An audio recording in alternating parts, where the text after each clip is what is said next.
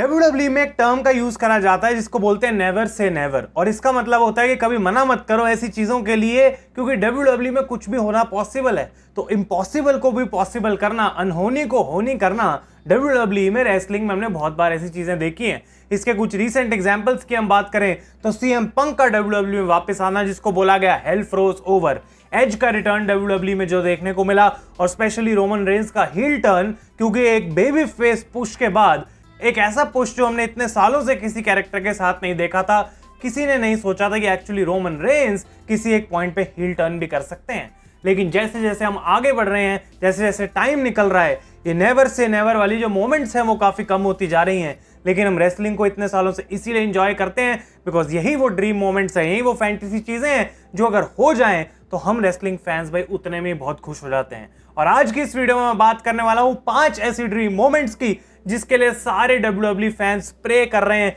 कि किसी एक पॉइंट पे तो ये हमें देखने को मिले। तो मोमेंट्स क्या है उसके बारे में जरूर बात करेंगे। अगर आप चैनल पर नए हैं तो भाई सब्सक्राइब कर लो। The content will just keep getting better on wrestle India. और ये वीक जो है वो बहुत ज्यादा इंटरेस्टिंग होने वाला है। कुछ अच्छी कमाल की स्पेशल वीडियोस आपके लिए प्रिपेयर करी जा रही हैं, तो इस चैनल पर बने रहो भाई। इस वीक में आपको बहुत यूनिक कंटेंट देखने को मिलेगा। और इससे पहले कि हम अपनी मोमेंट्स में जाएं, मैं आपको ये भी बताना चाहता हूं कि भाई असली अखाड़ा ऑन स्पॉटिफाई पे आ चुका है नया एपिसोड, जो कि ब्रांड न्यू एपिसोड है समर स्लैम के बारे में कि आखिर सोलो सिकोआ और दूसरी तरफ गुंथर क्या वर्ल्ड चैंपियनशिप्स जीत सकते हैं। डिटेल में हमने बात करी है 2 बड़े वर्ल्ड टाइटल मैचेस की, और साथ के साथ ऑब्वियसली रोमन रेंस का रिटर्न कैसे इंपैक्ट कर सकता है, रैंडी ऑर्टन कैसे इन्वॉल्व हो सकते हैं कोडी रोड्स के मैच में, blood line, Damian Priest, judgment day and Gunther, पूरा डिटेल में हमने बात करा है। Link is on the top of the description. असली अखाड़ा ऑन स्पॉटिफाई अब सिर्फ स्पॉटिफाई पे अवेलेबल है, तो आप जरूर उसको जाके सुने। अपनी नंबर 5 मोमेंट से स्टार्ट करते हैं। और आपको ये नहीं भूलना चाहिए कि ये फैंटेसी मोमेंट्स हैं, नेवर से नेवर मोमेंट्स हैं, तो ये ऐसी चीजें नहीं है जो बिलीवेबल लगे, इसीलिए हमने वीडियो में काउंट करी हैं। और ये है कि एक ऐसा पॉइंट आएगा जब WWE और ऑल एलीट रेसलिंग यानी कि AEW मिलके या तो एक क्रॉसओवर शो करेंगे फॉरबिडन डोर की तरह, या फिर WWE AEW को एज अ कंपनी खरीद लेगी। अब आप लोग ये चीज सुनेंगे और बोलेंगे भाई कौन पागल है जो ये बातें करेगा, लेकिन इस बात के पीछे हम कोई ज्यादा सेंस बनाने की इतनी कोशिश नहीं करेंगे, बस सोचेंगे कि क्यों आखिर ये पॉसिबल हो सकती है। बिकॉज AEW और WWE के बीच में रिसेंटली हमें जो भी रूमर्स और स्पेकुलेशन सुनने को मिले हैं वो यही पता लगा है कि WWE अब दूसरी कंपनीज के साथ काम करने के लिए रेडी है, और टोनी खान को अगर अच्छी अपॉर्चुनिटी बिजनेस में दिखती है तो वो भी WWE के साथ काम करने के लिए विलिंग हो सकते हैं, जबकि अभी ये बहुत ही ज्यादा इनिशियल स्टेज पे है। और मैं ये बात बोलूंगा कि अभी भी इन दोनों के बीच में जो कॉम्पिटिशन है वो एटलीस्ट कंपनीज की तरफ से तो चल रहा है, भले ही फैंस का जो है ओपिनियन वो ओपिनियन रहे। लेकिन जो डायरेक्शन करंटली जा रही है, अगर सिर्फ बिजनेस की मैं बात करूं, स्टोरी लाइन की नहीं, जो हमें टीवी में देखने को मिल रहा है, तो बिजनेस AEW का काफी नीचे गिरा है पिछले 3 सालों में। जो उनको हाइप चाहिए, जो उनको नंबर्स चाहिए, जो रेवेन्यू उनको चाहिए, वो हिट नहीं कर पा रहे हैं उस चीज को। और धीरे धीरे अगर वो चीज नीचे चली जाएगी तो रेसलिंग बिजनेस में सर्वाइव करना बहुत मुश्किल हो जाता है। बिकॉज अगर एज ए कंपनी तुम उतने पैसे बना नहीं रहे तो इतने बड़े बड़े सुपरस्टार्स को तुम कॉन्ट्रैक्ट कैसे दोगे, और अगर कॉन्ट्रैक्ट नहीं दे पाओगे और वो बड़े बड़े सुपरस्टार्स खो दोगे तो तुम्हारी कंपनी की वैसी कोई वैल्यू नहीं रह जाएगी। तो ये 2 में से एक चीजें I think her WWE fan जो है वो चाहता है देखना, कि या तो AEW और WWE दोनों बढ़िया कर रही हो और एक पॉइंट पे एक क्रॉसओवर पेपर व्यू करें, या फिर WWE ये देखते हुए कि AEW की जो हालत है वो बहुत खराब होती जा रही है फाइनेंशियली, उसको हेल्प करे और टोनी खान से जो सारे राइट्स हैं और सब कुछ हैं वो पॉल लेवेक यानी कि एंडेवर और निक खान खरीद लें, और उसके बाद ये एक ही कंपनी में बदल जाए। तो ये था नंबर 5। नंबर 4 की हम बात करते हैं, और ये काफी रियलिस्टिक चीज है, लेकिन डेफिनेटली एक ऐसी मोमेंट जो ड्रीम मोमेंट है, हर WWE फैन देखना चाहता है, और वो है John Cena becomes the 17 time world champion. मुझे लगता है कि ये होना ही है इस पॉइंट पे। और जिस तरीके से जॉन सीना का रिटायरमेंट टूर अनाउंस करा गया है कि 2025 उनका आखिरी साल होगा, किस तरीके से ऑलरेडी उन्होंने टीज कर दिया है कि शायद रॉयल रंबल विनर भी वो बन सकते हैं नेक्स्ट ईयर। जॉन सीना जब उस WWE चैंपियनशिप को 17th टाइम कैप्चर करेंगे तो आई डोंट थिंक कोई आगे बोलेगा कि भाई ये क्या कर दिया, सीना को क्यों चैंपियन बना दिया, बिकॉज वो एक ऐसा नया रिकॉर्ड सेट होगा जो आने वाले 10-15 साल 20 साल अगले WWE सुपरस्टार्स चेज करेंगे। उनमें से कोई अब जॉन सीना का रिकॉर्ड तोड़ने के पीछे भागेगा, जैसे इतने सालों से सारे रिक फ्लेयर का रिकॉर्ड तोड़ने के पीछे भाग रहे हैं। और इतना ही नहीं, इस पूरे टाइम में हमें जॉन सीना की कुछ आइकॉनिक राइवलरीज रिफ्रेश होती हुई देखने को मिल सकती हैं, जैसे कि with Randy Orton and CM Punk. और उस दौरान रैंडी ऑर्टन भी चैंपियन बन सकते हैं, यानी कि रैंडी ऑर्टन क्लोजेस्ट होंगे और जॉन सीना जब वो रिकॉर्ड तोड़ देंगे तो ऑर्टन को एक तरफ लग रहा होगा कि मैं तो रिक फ्लेयर का रिकॉर्ड तोड़ूंगा, बट सीना विल डू इट बिफोर। और फिर ऑर्टन की जो मोटिवेशन है वो ये होगी कि क्या मैं जॉन सीना का अब रिकॉर्ड तोड़ सकता हूं या फिर नहीं।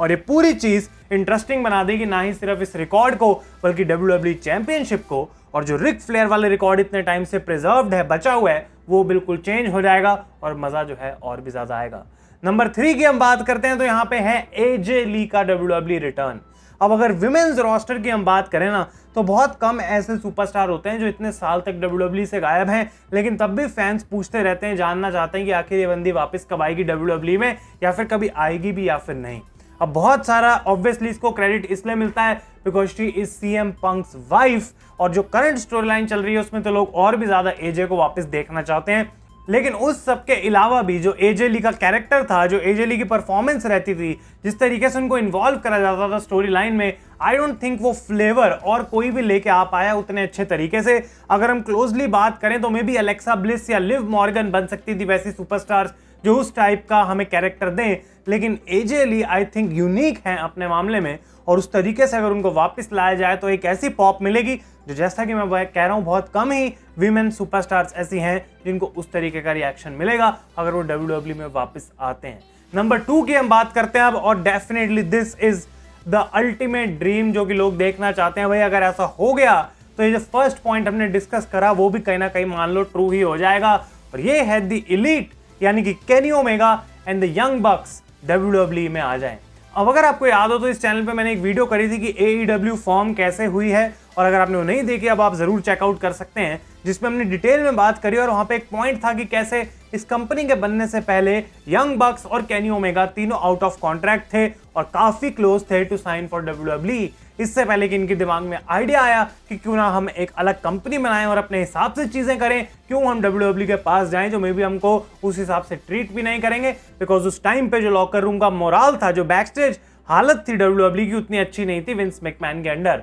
और इस वजह से एलीट ने बना लिया ऑल एलीट रेसलिंग को। लेकिन तब भी उनके जो रिलेशनशिप्स हैं जब से AEW बनी है, भले ही कितने भी शॉट्स उन्होंने WWE के अगेंस्ट ना लिए हों, WWE में जाना एक ऐसी चीज है जो मेरे हिसाब से हर रेसलर का ड्रीम है, और रेसलमेनिया में एक मैच करना भी। अब आई डोंट थिंक कि कभी निक जैक्सन, मैट जैक्सन या फिर केनी ओमेगा आके बात को एडमिट करेंगे कि हाँ भाई हम भी कभी एक दिन रेसलमेनिया में जाना चाहेंगे, लेकिन जिस दिन उनके कदम WWE के अंदर पड़ गए वो उनकी अल्टीमेट ड्रीम होगी, और वो पहले प्रोमो में उनकी तरफ से सुनने को मिलेगा। तो ये एक ऐसी नेवर से नेवर मोमेंट है जो मुझे लगता है कि आने वाले टाइम में हो भी सकती है, बिकॉज इनकी एज इतनी कोई ज्यादा नहीं है कि ये AEW में रिटायर हो जाएंगे, और चाहे ये EVPs हों चाहे ये रेसलर्स हों, कॉन्ट्रैक्ट सबका एक टाइम पे खत्म होता है। और जिस हिसाब से WWE इस चीज को खींच रही है इस टाइम पे कि हम सुपरस्टार्स को वापस लेके आए, डेफिनेटली इसकी पॉसिबिलिटी बन सकती है। और नंबर 1 पे एक ऐसी चीज है जो सिर्फ मैं नहीं, जो सिर्फ आप नहीं, लेकिन WWE का हर एक फैन, इनफैक्ट रेसलिंग का हर एक फैन ये चीज देखना चाहता है, और वो है एक ऐसा कॉन्ट्रैक्ट जो या तो WWE फटाफट खींच ले, या फिर जैसे ही वो खत्म होता है तो उसको इतना पैसा दे 1-2 साल के लिए कि वो मना ही नहीं कर सके कि मुझे वापस आना है, and that is John Moxley coming back to WWE। और सिर्फ इतना ही नहीं कि एक बार फिर से हम फैंस को एंड ऑफ द रोड के आसपास एक शील्ड का रीयूनियन देखने को जरूर मिल जाए। अब जब पता चल गया था कि जॉन मॉक्सली WWE छोड़कर चले जाएंगे और वो री साइन नहीं करने वाले, तो WWE ने पूरी कोशिश करी थी कि शील्ड का टूर बनाए, ये करें वो करें, सारी चीजें कर लें भाई, किसी तरीके से जितना हम इसको निचोड़ सकते हैं निचोड़ें। लेकिन वो जो फीलिंग थी वो तब भी उतनी अधूरी रह गई थी, बिकॉज हमें पता था कि भाई अब शील्ड को एक विक्ट्री देंगे और फिर ये सनसेट में चले जाएंगे, उसके बाद देखने को मिलेंगे नहीं। लेकिन एक्टिव स्टोरी लाइन में शील्ड का आना, एक्टिव स्टोरी लाइन के अंदर प्रोमोस कट करना, और स्पेशली करंटली जो रोमन रेंस का कैरेक्टर बनने वाला आने वाले टाइम में, सेथ रॉलिंस अगर दोबारा आर्किटेक्ट बन जाते हैं और जॉन मॉक्सली उसके अंदर मिल जाते हैं, तो भाई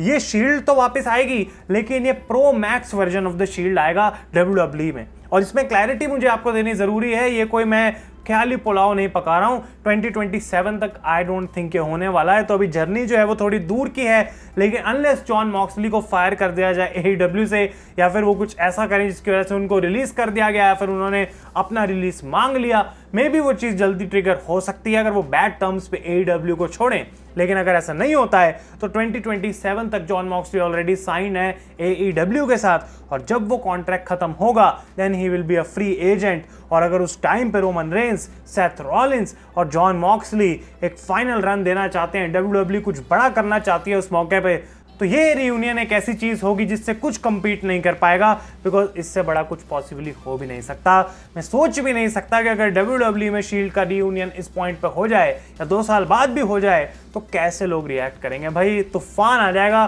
सोशल मीडिया पागल हो जाएगी। एक्चुअली में जिसको ब्रेकिंग द इंटरनेट बोला जाता है, ये चीज है जो वो कर पाएगी। तो देखना काफी इंटरेस्टिंग रहेगा, और मुझे लगता है डेफिनेटली और भी कई सारी dream never say never moments होंगी जो सारे WWE फैंस चाहते हैं कि एक पॉइंट पे ट्रू हो। अगर आपको लगता है कि मैंने कोई बड़ी मोमेंट को मिस कर दिया तो कमेंट में मुझे जरूर बताएं, और साथ के साथ ये भी एक्सप्लेन करें कि क्यों आपके हिसाब से वो मोमेंट भी हो सकती है। तो अगर आपको वीडियो अच्छी लगी गाइस तो इसको लाइक जरूर करें और इस चैनल पर बने रहें, बिकॉज इस वीक में आपको कुछ स्पेशल वीडियोस देखने को मिलने वाली है। तब तक के लिए thank you so much for watching. मैं हूं आयुष और आप देख रहे हैं रेसल इंडिया।